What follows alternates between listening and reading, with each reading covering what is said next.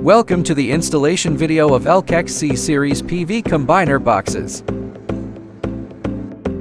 Open the package and take out the PV combiner box.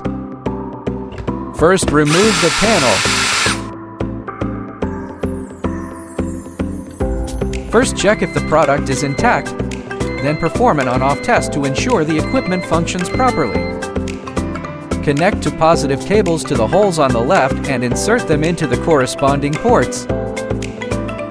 Connect one positive cable and one negative cable to the middle holes and insert them into the corresponding ports.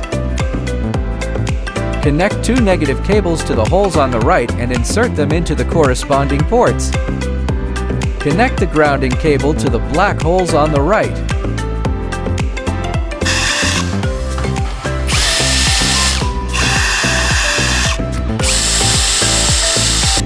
Next, put on the cover and fasten the screws. The above is the wiring tutorial for the disconnect box.